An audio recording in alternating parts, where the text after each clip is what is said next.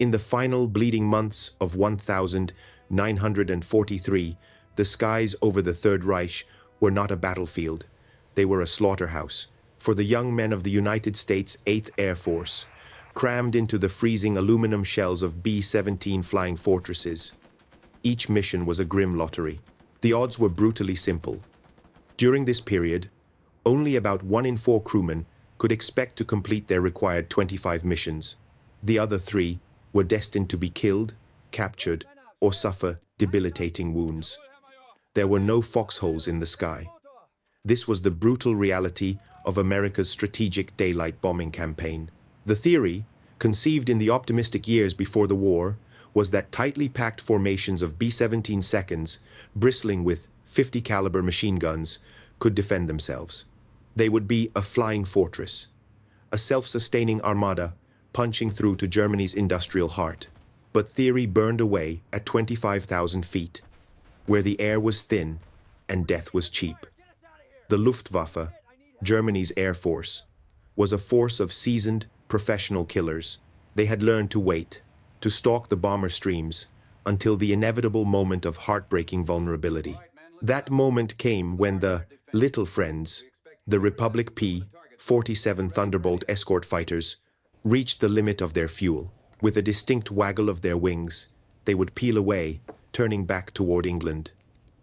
For the bomber crews, it was a ritual of dread. Imagine the scene. You are Lieutenant Robert Morgan, pilot of the famed B-17 Memphis Belle, which had miraculously completed its tour earlier that year. But for those who followed, the dream of survival was fading. You watch your escorts, your guardians, abandon you deep in enemy territory. The sky, for a moment, feels vast and empty. Then, the wolves appear. German fighters, Messerschmitt 109 seconds and Focke-Wulf 190 seconds, would swarm the now defenseless formations. They attacked with brutal efficiency, preferring head-on passes where the B-17 was weakest, their 20mm cannons tearing through cockpits and engines. The beautiful, terrible arithmetic of air combat played out in contrails and fireballs. The 14th of October 1943 became known simply as Black Thursday. On a single mission to the ball-bearing factories at Schweinfurt, the 8th Air Force dispatched 291 B-17 seconds. After the P-47 seconds turned for home, the Luftwaffe carved them apart. 60 bombers, each with 10 men aboard, were shot from the sky. Another 17 were so badly damaged they had to be scrapped upon return. In one afternoon, nearly 600 American airmen were lost. The losses were catastrophic, unsustainable.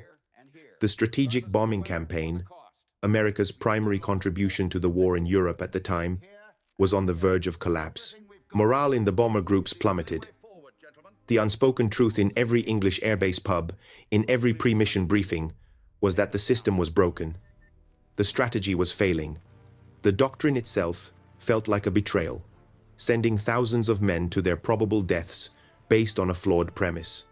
Into this crisis, in January 1944, stepped a new commander for the 8th Air Force. His name was Major General James "Jimmy" Doolittle. To the American public, he was a living legend.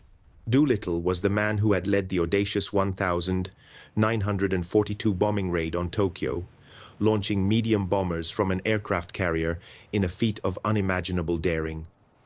But he was more than just a daredevil. He was a brilliant aeronautical engineer with a doctorate from MIT, a champion air racer who understood the absolute limits of an aircraft, and a pioneer of instrument flying. He was a man who saw problems not as barriers, but as complex equations waiting for a radical solution. Yet, his arrival did not bring immediate hope. To the exhausted, fatalistic crews, he was just another general, another face in a long line of commanders who seemed distant from the frozen hell they endured daily.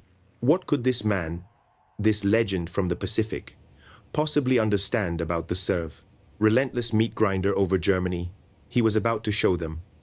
Shortly after taking command, Doolittle walked into the headquarters of the 8th Fighter Command. On the wall was a prominent metal plaque, the engraved gospel of the old way of war. It read, The first duty of the fighters is to bring the bombers back alive. This was the core of the defensive doctrine that was failing so spectacularly. It chained the fighters to the bombers, forcing America's best pilots to fly passively, waiting for the enemy to strike. It turned predators into shepherds, and the shepherds were watching their flock get slaughtered. Doolittle looked at the sign. Accounts suggest he didn't raise his voice or make a dramatic speech. He simply gave an order: take it down. In its place, he issued a new directive, a single sentence that would completely rewrite the rules of the air war and seal the fate of the Luftwaffe. The new mission, the new commandment, was brutally clear and aggressive. The first duty of the 8th Air Force fighters is to destroy German fighters. The order spread like a shockwave through the command. To the fighter pilots, it was a liberation. But to the bomber crews, huddled in their barracks, it sounded like a death sentence. Their little friends were being ordered not to protect them, but to go hunting. They felt completely and utterly abandoned. The general wasn't saving them, he was sacrificing them. They couldn't have known that this apparent act of betrayal was, in fact, the first step in a calculated, savage, and brilliant strategy that would break the back of the German Air Force in a matter of months. But first, they would have to fly through the fire of his incredible gamble. To understand the sheer audacity of Jimmy Doolittle's order, one must first understand the man himself. He was not a product of the rigid military academies that often rewarded conformity over creativity. Doolittle was a creature of the American frontier spirit, a man forged in the exhilarating high-stakes world of early aviation. Born in California, he grew up tough, becoming a professional boxer to pay his way through the University of California, Berkeley. But his true passion was in the sky. He wasn't just a pilot, he was a scholar of the air. While in the Army Air Corps, he earned both a master's and a doctorate in aeronautical engineering from the Massachusetts Institute of Technology, MIT. This combination of brawler and intellectual was unique. He could physically dominate a cockpit, pushing an aircraft to its absolute breaking point, while also possessing the intellectual rigor to deconstruct the physics of why it flew or why it failed. This duality defined his career. He was the ultimate test pilot, the first to perform an outside loop, a maneuver previously thought to be fatal. He won every major air racing trophy of his era, treating these death-defying competitions as high-speed laboratories for aerodynamics and engine performance. He was a pioneer who helped develop the artificial horizon and directional gyroscope, the very instruments that made all-weather, blind flying possible. So when he looked at the crisis over Germany, he didn't just see a tactical problem of bombers being shot down. He saw a systemic failure, an equation where the variables were all wrong. The conflict was not just Doolittle versus the Luftwaffe. It was Doolittle's forward-thinking, analytical mind versus a static, unimaginative military doctrine that was sanctified by tradition but proven suicidal in practice. Every great leader needs the right tool, and as if by providence, the perfect instrument for Doolittle's new symphony of destruction was just arriving in England in significant numbers. It was the North American P-51 Mustang. On the surface, it was just another fighter, sleek and powerful, but it was, in fact, a technological miracle, a symbol of American industrial might and innovative genius. The Mustang was the result of a happy accident of transatlantic collaboration. The original airframe, designed and built by North American Aviation in a breathtaking 102 days, was brilliant. However, it was paired with an American Allison engine that performed poorly at the high altitudes where the air war was being fought. The British, however, had a flash of inspiration. Engineers at Rolls-Royce, the makers of the legendary Merlin engine that powered their own Spitfires and Hurricanes, suggested a transplant. The marriage of the American airframe and the supercharged British Merlin engine was transformative. It created arguably the single greatest piston engine fighter of the Second World War. The P-51B and later D models were a quantum leap forward. They were fast, climbing at over 3,000 feet per minute and reaching speeds in excess of 430 miles per hour. They were heavily armed with 6 50 caliber machine guns that could shred a German fighter in a single burst. But most critically, they had legs. Fitted with internal fuel tanks and 2 external drop tanks, the P-51 had a combat radius of over 800 miles. It could fly from England to Berlin, fight for 30 minutes over the enemy's capital, and fly all the way back. This aircraft represented more than just an engineering triumph. It represented the overcoming of the material limitations that had crippled Allied strategy. For the first time, American fighters were no longer on a leash. The fuel that had forced the P-47 seconds to turn back was no longer the deciding factor. The P-51 Mustang was the key that unlocked the door to Germany's skies. But a key is useless if you don't have the courage to turn it. Doolittle not only turned the key, he kicked the door off its hinges. His new directive created a violent collision between 2 opposing philosophies of air power. The old doctrine, the one etched on that metal plaque, was born of a fundamentally defensive mindset. It envisioned the fighters as bodyguards, or as one pilot metaphorically put it, shepherds watching over a flock of sheep. Their job was to fly close to the bombers, weaving back and forth, a visible deterrent. But this strategy was deeply flawed. It forced the superior American fighters to fly at the slower cruising speed of the B-17 seconds, robbing them of their key advantage, speed. It meant they could only react after a German fighter had begun its attack run. They were perpetually on the back foot, playing a game of catch-up while the enemy dictated the terms of engagement.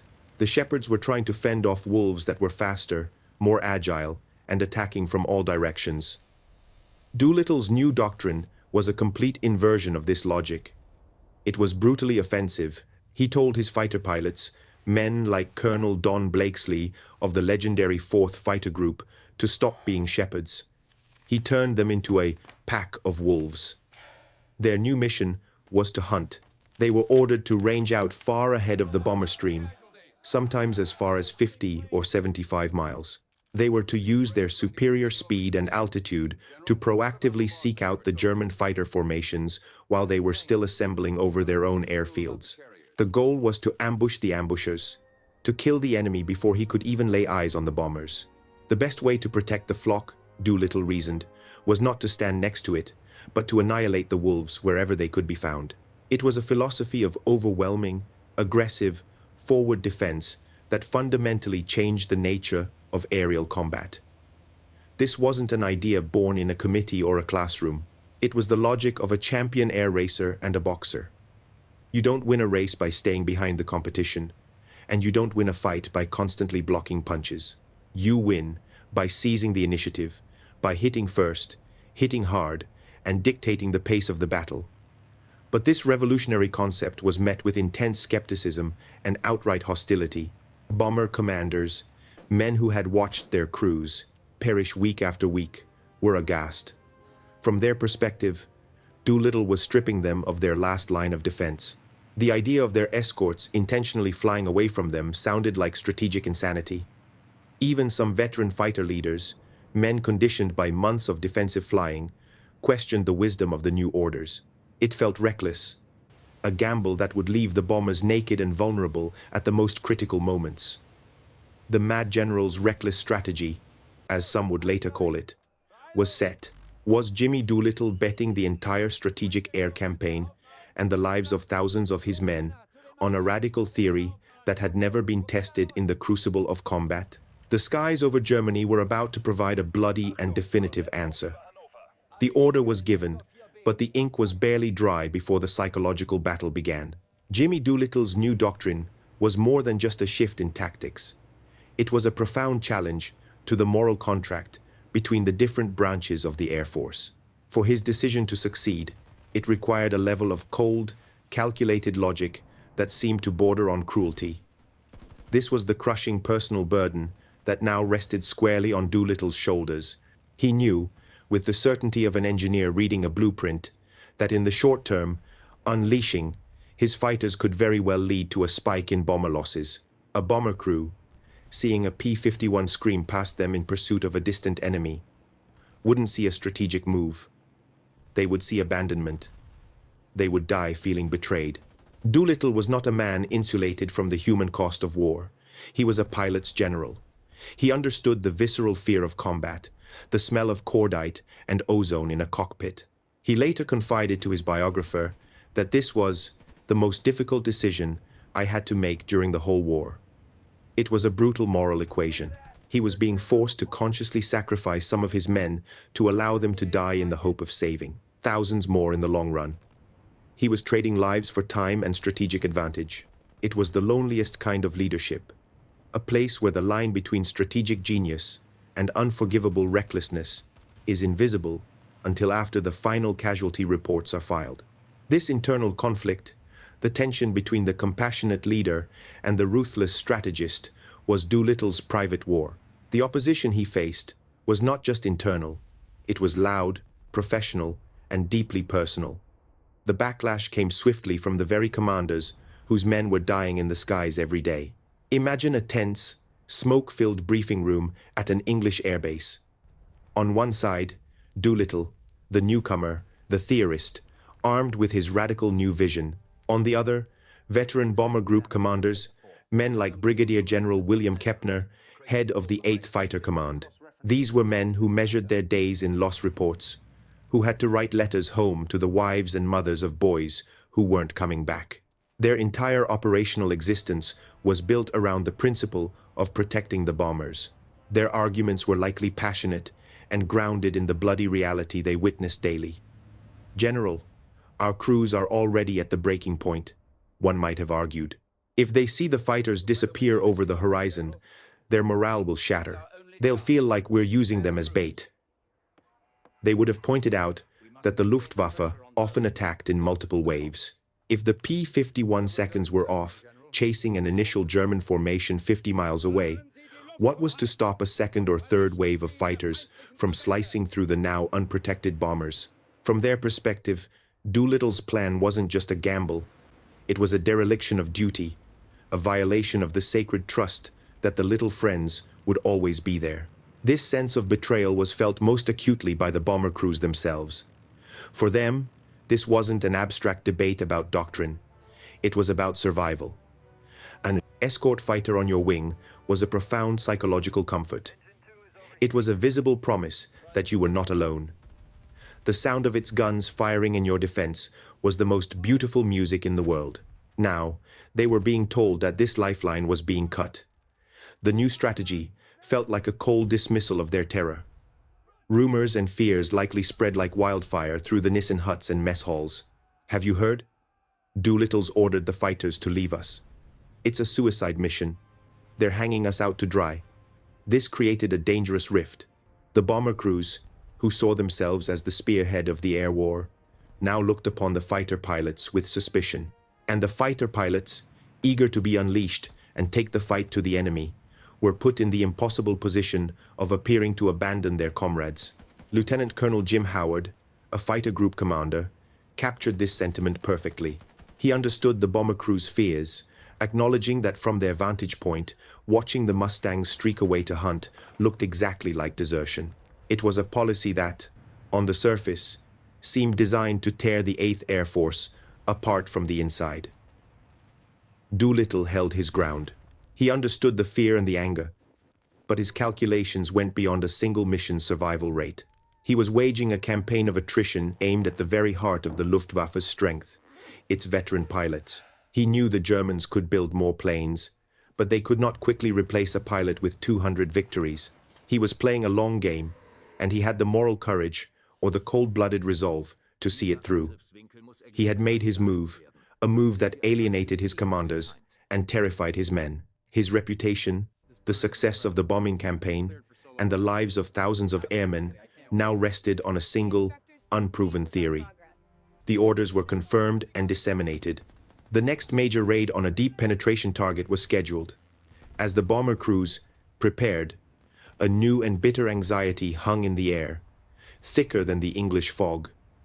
They were flying into the heart of the Reich, and this time, they believed they would be flying alone. The sky was holding its breath, waiting to see if Jimmy Doolittle's grand gamble would be celebrated as a stroke of genius or condemned as a catastrophic betrayal. The 29th of January 1944. The target for the day was the sprawling industrial complexes around Frankfurt, deep inside Germany. For the bomber crews of the 8th Air Force, it was just another day at the office, an office that happened to be a cramped, unheated metal tube flying 5 miles above a hostile continent. As the long stream of B-17 seconds and B-24 seconds crossed into enemy airspace, the familiar knot of tension tightened in every stomach. They droned on, a river of silver aluminum against the piercing blue sky, their engines a monotonous roar that did little to drown out the fearful pounding of their own hearts. They were approaching the point of no return, that invisible line in the sky where, on previous missions, their P-47 Thunderbolt escorts had been forced to turn back, leaving them to face the wolves alone. This time, however, was different. Alongside them flew the sleek, predatory shapes of the new P-51 Mustangs. For the bomber crews, their presence was a small comfort, but it was a comfort laced with the bitter poison of Doolittle's new order. They watched the fighters, not with a sense of security, but with a dreadful anticipation of abandonment. They were waiting for the betrayal. And then it happened. Right on schedule. As they pushed deeper into the Reich, the moment came. But it wasn't the wing wobble of a P-47 turning for home. It was something far more shocking. The Mustang groups, led by aggressive commanders like Colonel Donald Blakesley of the 4th Fighter Group, didn't just turn away. They pushed their throttles forward. In a breathtaking surge of power, they accelerated, climbing high above and racing far, ahead of the bomber stream, disappearing into the blinding glare of the sun. From the plexiglass windows of the bombers, it was the ultimate confirmation of their worst fears. It was a conscious, deliberate act of desertion. The sky around them suddenly felt immense, empty, and terrifyingly vulnerable. The shepherds had not just left the flock, they had sprinted away, leaving the sheep for the slaughter. But what the bomber crews perceived as abandonment was, in fact, the opening move of a masterfully laid trap. Miles ahead of the unsuspecting bombers, Blakesley and his pilots were executing Doolittle's vision with lethal precision. They weren't fleeing, they were hunting. Climbing to a commanding altitude, they positioned themselves up-sun, a classic fighter tactic that made them virtually invisible to anyone looking up from below. They were now a deadly canopy, a silent, unseen net cast wide across the path of the oncoming enemy. They were waiting for the Luftwaffe to assemble and rise to meet the bombers, just as they always did. Below them, the German controllers were doing exactly that. Radioing their fighter groups, they directed them to rendezvous points, preparing to launch their coordinated, multi-wave assault on the Fat Cows, the heavy bombers. German pilots scrambled to their Messerschmitts and Focke-Wulfs, confident in the familiar routine. They would climb, form up, and attack the bombers after their escort had left, just as they had done with devastating success at Schweinfurt and Münster. They never got the chance. As the German formations began to organize, they were hit by a thunderbolt from a clear blue sky. Diving out of the sun, the P-51 seconds fell upon them like hawks. The surprise was absolute. German pilots who were scanning the sky for lumbering B-17 seconds suddenly found their cockpits exploding around them, their wings torn off by the concentrated fire of 6 50-caliber machine guns. The disciplined German formations, the key to their successful attack strategies, were shattered before they could even properly form. Radio discipline vanished, replaced by screamed warnings and cries of confusion. Mustangs, above us, out of the sun. The air became a chaotic maelstrom of individual dogfights. But this was a new kind of fight. The German pilots were facing an aircraft that could outclimb, outrun, and outturn them at high altitude. And they were facing American pilots who were no longer defensively tethered to the bombers. They were unleashed, fighting with an aggression and fury that stunned the veterans of the Luftwaffe. The hunters had become the hunted in their own backyard. Back in the bomber stream, the crews watched in stunned disbelief. The terrifyingly empty sky ahead of them had erupted into a distant, sprawling battle. They saw the tiny black specks of fighters twisting and turning, the bright flashes of cannon fire. And then, the telltale plumes of black smoke as stricken German planes began their final, fatal plunge to the earth. The massive coordinated attack they had been dreading never materialized. Instead of waves of 50 or 60 German fighters hitting them at once, only a few stragglers, those who had survived the initial onslaught, managed to get through. These were quickly picked off by the Mustangs, who, having broken the back of the main assault, now circled back to ride shotgun for the bombers they had seemingly abandoned. The realization dawned on the bomber crews with the force of a revelation. Doolittle hadn't deserted them. He had created a shield, not a passive defensive wall, but a savage, offensive spear that struck the enemy down before he could even raise his own weapon. The proof was stark and undeniable, written in the funeral pyres of German aircraft scattered across the German countryside below. The mission was a success. The Frankfurt targets were hit, and bomber losses were significantly lower than anticipated. The new tactic had passed its first bloody test. The most telling evidence perhaps came from the interrogation of a downed Luftwaffe pilot. When asked what had happened, his response was one of pure shock and professional dismay. Reportedly, he said, "We were told the escort would have to turn back. We never saw you coming. What did you do?" Frankfurt was a victory, a powerful proof of concept. But the question lingered in the minds of the Allied command. Was it a fluke? Was it a lucky day? Or had they truly found the formula to break the Luftwaffe? The German High Command was now alerted to the new American tactic. They would adapt. They would be waiting. The only way to know for sure was to do it again, on a scale never before imagined. Doolittle's next move would not be a single raid, but an entire week of relentless, all-out war designed to force the Luftwaffe into a fight to the death. The big week was coming. The victory at Frankfurt sent a jolt of electricity through the Allied command, but Jimmy Doolittle and his superiors, like General Karl Tui Spaatz, knew it was only a prelude. One successful mission was not a war-winning strategy. The Luftwaffe, while stung, was far from broken. They were a proud, professional force that would undoubtedly adapt their tactics. They would be waiting. Doolittle knew that to win the air war, he couldn't just win a single battle. He had to force a decisive, campaign-ending confrontation. He needed to bleed the German fighter force white, to break its spine so completely that it could never again mount an effective defense. This was the absolute prerequisite for the planned invasion of Europe, the operation codenamed Overlord. Before a single Allied soldier could set foot on the beaches of Normandy, the skies above him had to be swept clean. The plan to achieve this was codenamed Operation Argument, but history would remember it by a simpler, more evocative name: Big Week. Scheduled for the end of February 1944, it was one of the most ambitious and concentrated air campaigns of the entire war. The strategy was a masterclass in calculated aggression, a multi-layered trap designed to corner and annihilate the Luftwaffe. On the surface, the targets were the vital organs of German air power, the sprawling aircraft assembly plants, engine factories, and component manufacturers at Leipzig, Regensburg, Gotha, and other industrial centers deep within the Reich.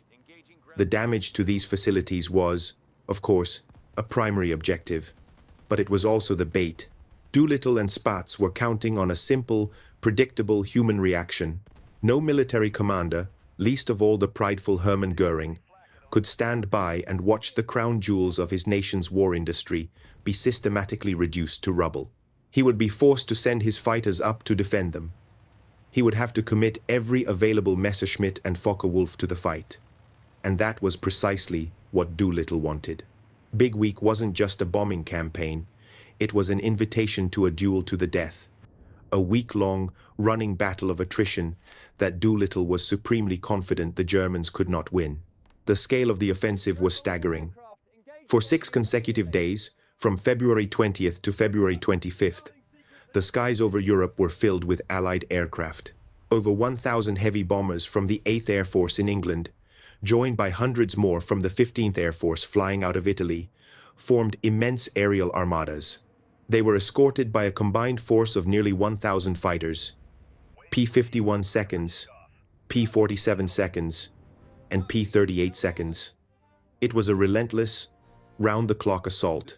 When the American bombers returned to base, the Royal Air Force's heavy bombers went out at night, continuing the punishment. There was no respite for the German defenses. The ensuing battles were among the largest and most ferocious of the war. The Luftwaffe rose to the challenge, throwing everything they had at the bomber streams. The sky became a vast, three-dimensional arena of chaos, crisscrossed with the white contrails of maneuvering fighters and the greasy black smoke of dying aircraft. The fighting was brutal, and the losses on both sides were heavy. During Big Week, the 8th Air Force lost approximately 226 heavy bombers and 28 fighters, with casualties numbering over 2,600 men. The numbers were grim, but they concealed a crucial, decisive truth about the nature of this attritional warfare. This was a conflict that pitted not just machine against machine, but system against system. The United States, with its vast industrial base and secure homeland, could absorb these losses. Damaged planes could be repaired. Destroyed ones could be replaced by the endless stream of new aircraft flowing from American factories. More importantly, the American pilot training program was a robust, continent-spanning enterprise that produced skilled aviators by the tens of thousands. The average American fighter pilot arriving in England had logged hundreds of hours of high-quality flight training. Germany had no such luxury, while their factories, through the genius of Albert Speer, were still producing fighters at an impressive rate. Their pilot training program was in a state of collapse. Under the pressure of constant combat and dwindling fuel supplies, they were churning out new pilots with barely 200 hours of flight time, sometimes less. These novice aviators were then thrown into the inferno against highly trained American pilots flying superior aircraft. The result was a slaughter. The experienced German veterans, the Experten, were forced to carry the entire burden of the defense, flying sortie after sortie until they were either exhausted or dead. During Big Week, the Luftwaffe lost an estimated 355 fighters in the air, but the truly catastrophic loss was the nearly 100 pilots killed and many more wounded. These were their irreplaceable aces, their flight leaders, their mentors. Germany was losing a generation of its best pilots in a matter of days. Not content with this victory, Doolittle turned the screw even tighter. He had shattered the Luftwaffe's offensive capability in the air. Now, he sought to destroy their morale and security on the ground. He gave a new, chilling order to his fighter pilots. After their primary escort duty was done, on their return flight to England, they were now authorized and actively encouraged to descend to treetop level and strafe German airfields. Any target of opportunity was fair game. This tactic was psychological warfare at its most terrifying. A German pilot who had just survived a harrowing, high-altitude dogfight could no longer relax upon landing. As he taxied toward his hangar, a P-51 could appear over the horizon, guns blazing, turning his sanctuary into a fiery grave. Luftwaffe mechanics, ground crew, and aircraft were all vulnerable. There was no safe harbor. By the end of Big Week, the German fighter arm was a shattered force. Its industrial base was crippled, and its ranks of veteran pilots were decimated. They had been baited, ambushed, and savaged in the air, and then hunted down on the ground. The balance of air power over Europe had irrevocably shifted. Yet, the Luftwaffe was not completely dead. Its spirit, though battered, still resided in the defense of one ultimate target, the capital of the Reich, Berlin. Doolittle knew that to deliver the final, soul-crushing blow, he had to parade his bombers through the heart of the enemy's empire, daring the remnants of the Luftwaffe to come out for one last stand. The battle for Berlin would be the true climax of the war for the skies. To truly comprehend the scale of the catastrophe that befell the Luftwaffe in the spring of 1944, one must shift perspective. We must leave the relative confidence of the American cockpits and enter the chilling reality of the German fighter pilot. For these men, many of them seasoned veterans with hundreds of kills to their names. Their sky had transformed from a familiar hunting ground into a terrifying, alien landscape where they were now the prey. The psychological impact of Doolittle's strategy was as devastating as the physical losses. Imagine being a young German pilot, perhaps on your 10th mission, climbing into the cramped cockpit of a Messerschmitt Bf 109. Your training was rushed. You have a fraction of the flight hours of your opponent. Your leaders, the legendary aces you grew up idolizing, are being shot down around you at an alarming rate. You take off from an airfield that might have been strafed by Mustangs only hours earlier. As you climb, you don't scan the sky for bombers anymore. You scan it for the glint of the sun off the canopy of a P-51 diving on you from above. The fear is constant, a co-pilot that never leaves your side. Major General Adolf Galland, Germany's charismatic general of the fighter force and an ace with over 100 victories, watched the destruction of his command with a growing sense of horror and helplessness. He had warned his superiors, including the increasingly delusional Hermann Göring, that the war would be lost if they ceded control of the air. Now, he was watching his worst fears materialize. He saw that the American strategy was not merely to protect bombers, but to systematically dismantle his entire force. He recognized the cold industrial logic at play. The Americans were trading aircraft, which they had in abundance, for his experienced pilots, which were Germany's most precious and finite military resource. The personal accounts of German aces from this period paint a grim picture of despair. Walter Wolfram, a pilot with 137 victories, recalled the brutal shift. The Mustangs appeared, and then the fun was over. He described how the P-51 seconds would jettison their drop tanks and engage them in relentless, high-G dogfights that the heavier, less maneuverable German fighters simply could not win. Major Heinz Wolfgang Schnaufer, a night fighter ace, observed the demoralizing effect on his daytime counterparts, noting their exhaustion and the haunted look in their eyes. The strain of constant combat against a numerically and often technologically superior foe was breaking them. The numbers tell the story with brutal clarity. In January 1944, the Luftwaffe lost 336 fighter pilots. In February, during and after Big Week, that number jumped to 421. In March, it was a staggering 537 pilots, over 20% of their total frontline fighter pilot strength, gone in a single month. These weren't just bodies. They were the living repositories of years of combat experience. For every German ace shot down, he was often replaced by a teenager with barely enough training to take off and land safely. This created a vicious death spiral. The new pilots were shot down on their first or second missions, creating an even greater need for more ill-prepared replacements. The experienced flight leaders were forced to fly more and more sorties to cover the gaps, increasing their own chances of being killed. Major Erich Hartmann, the highest-scoring ace in history, with 352 victories, spoke of the hopelessness. He described encounters where his squadron of a dozen Bf 109 seconds would be met by 60 or 70 American fighters. The fight was no longer about skill or courage. It was about the simple, unforgiving mathematics of combat. He and other aces like Günter Rahl and Walter Krupinski could still score victories, but they knew it was a losing battle. They were plugging holes in a dam that was collapsing everywhere at once.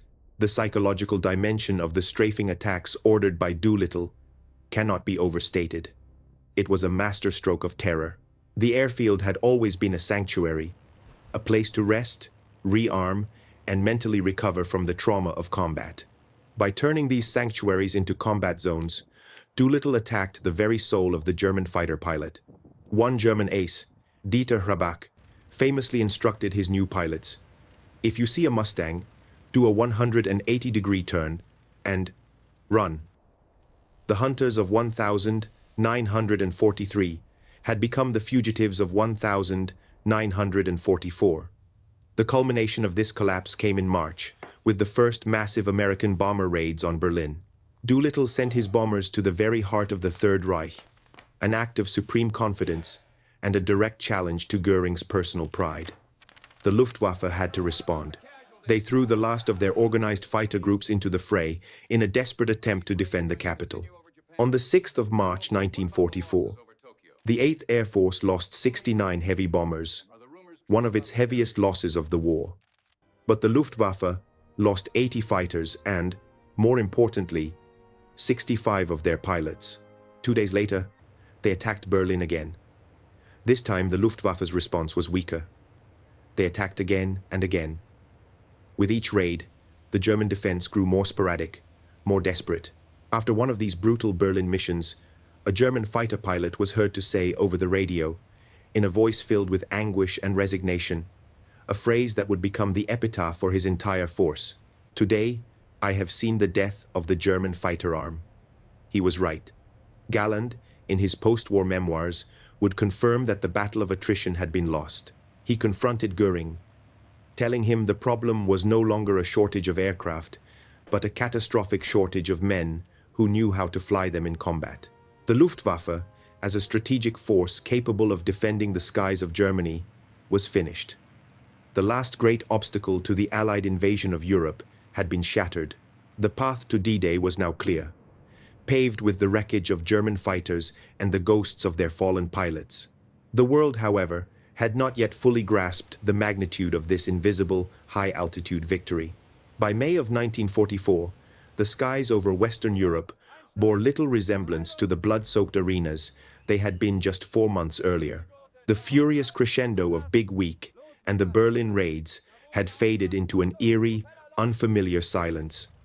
For the Allied bomber, cruise, a mission deep into Germany, was still a dangerous affair, but the nature of the danger had fundamentally changed.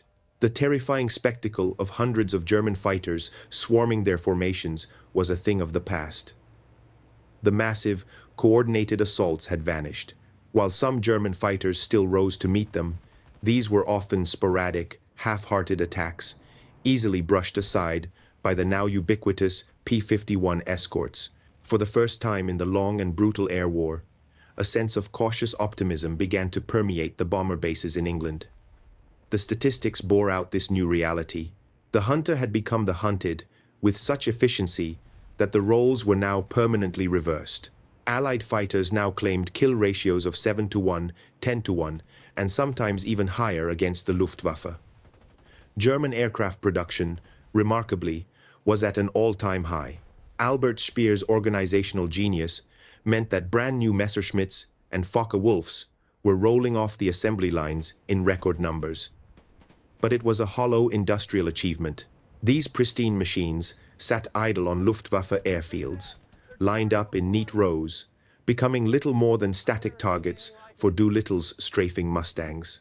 There were simply not enough experienced pilots left to fly them, and not enough fuel to train the new ones. The German fighter arm was a hollowed-out shell, a ghost force that existed on paper but had ceased to be a meaningful factor in the war. This overwhelming air supremacy was the single most critical factor in the success of the largest and most complex military operation in human history. D-Day. The Allied invasion of Normandy on June 6, 1944. Supreme Allied Commander General Dwight D. Eisenhower had been unequivocal in his demands. He knew that the amphibious assault would be incredibly vulnerable. The thousands of ships, the landing craft, the masses of men struggling ashore on the beaches, all would be sitting ducks for a determined German air attack. Eisenhower had stated that, without absolute air superiority, the invasion would be a strategic impossibility. And on the morning of June 6th, as the vast Allied armada approached the French coast, Jimmy Doolittle's strategy paid its ultimate dividend. The sky was Allied territory, a protective umbrella of over 11,000 Allied aircraft fighters, fighter bombers, medium and heavy bombers, dominated the airspace over the English Channel and the Normandy beachhead. They were a visible, roaring testament to the victory that had been won in the preceding months. The Luftwaffe, the once feared terror of the skies, was conspicuously absent. German Field Marshal Erwin Rommel, charged with defending the coast, had looked at the grey, overcast sky that morning and believed an invasion was impossible. He was so confident that he had left the front to travel to Germany for his wife's birthday. His confidence was misplaced, but even he had known the truth. Weeks before the invasion, he had lamented in his diary, "The enemy has complete command of the air over the battle zone. The enemy's air superiority has a terrifying effect on our troops." On the day of the invasion itself, the Luftwaffe managed to fly a mere 319 sorties over the Normandy area, a pitifully small number compared to the Allies' 14,000. Most of these were ineffective, lone wolf attacks that were quickly swatted down by the swarms of Allied fighters. According to some accounts, only 2 Luftwaffe fighters made an appearance over the beaches themselves, strafing the exposed soldiers before being chased off or shot down. For the hundreds of thousands of Allied soldiers storming ashore, the greatest danger came from machine guns and artillery on the ground, not from bombs from the sky. This was a luxury no army in Europe had enjoyed since 1939. The reckless gamble of Jimmy Doolittle had been spectacularly vindicated. His decision to unleash his fighters, a move that had been met with fear and condemnation, was now revealed as a stroke of strategic genius. By focusing on the systematic destruction of the German fighter pilot corps, he had achieved Eisenhower's non-negotiable condition for invasion. He hadn't just protected the bombers. He had won the war for the sky, and in doing so, had unlocked the path to victory on the ground. Perhaps the most perfect and poetic summation of this paradoxical strategy came from a man who had witnessed it from the very heart of the conflict. Andy Rooney, who would later become a famous American television personality, was a reporter for the Stars and Stripes newspaper during the war. He flew on multiple bombing missions, including the devastating raid on Schweinfurt. He knew the terror of being a bomber crewman when the little friends departed, but he also flew on later missions after Doolittle's doctrine had taken effect. He saw the change firsthand. Reflecting on the transformation, he wrote the 9 words that became the ultimate testament to Doolittle's vision, a phrase that captured the beautiful, brutal logic of it all. The fighter pilot saved us by leaving us. The irony was complete. The act of apparent abandonment had been the ultimate act of salvation. Doolittle's legacy was now secure, etched not on a metal plaque in a headquarters, but in the uncontested skies over Normandy and the successful landings that would lead to the liberation of Europe. But what deeper lessons can be drawn from his audacious command? And how does this single decision, made in the depths of a desperate war, resonate with us today, long after the roar of the Merlin engines has faded into history? The end of World War II was not the end of Jimmy Doolittle's story. It was the beginning of his legend's true meaning. His decisive controversial order in January 1944 did more than just break the Luftwaffe. It fundamentally reshaped the philosophy of air power for generations to come. The doctrine born from his calculated gamble became the bedrock of modern aerial warfare. The principle is now gospel in every Air Force academy around the world. Air superiority is not achieved by passively protecting friendly assets. It is won by the aggressive, relentless, and systematic destruction of the enemy's ability to fly and fight. The best defense is a devastating offense that seeks out and annihilates the threat at its source. This legacy, however, is not merely a tactical one. The story of Doolittle and the 8th Air Force in 1944 is a powerful, timeless lesson in leadership, innovation, and the courage to challenge established orthodoxy. In any large organization, whether it's a military force, a corporation, or even a social institution, there is a powerful inertia. There's the way things have always been done. This established doctrine is comfortable, it's familiar, and it's often defended fiercely by those who have built their careers upon it. But as the crisis of the 8th Air Force proved, clinging to an outdated doctrine in the face of a changing reality is not a strategy for success. It is a recipe for disaster. Doolittle's genius was not just in seeing a new way forward, but in having the moral courage to implement it. Despite the fierce resistance from his own commanders and the palpable fear of his men, he was willing to be misunderstood, to be seen as reckless or even cruel, because his analysis of the larger strategic picture was absolute. He understood that true leadership is not about winning a popularity contest in the short term. It's about making the brutally difficult decisions that will ensure the survival and ultimate victory of the organization in the long term. It requires a willingness to absorb the blame and the doubt, to stand alone in the storm of criticism, armed only with the conviction of your own logic. Furthermore, this story is a testament to the American spirit of innovation and adaptation. The P-51 Mustang was not just a machine of war, it was a symbol of how technology can shatter the limitations of old strategies. But the technology alone was not enough. It required a leader with the vision to see its full potential and the audacity to use it in a way no one had ever imagined. The lesson is clear.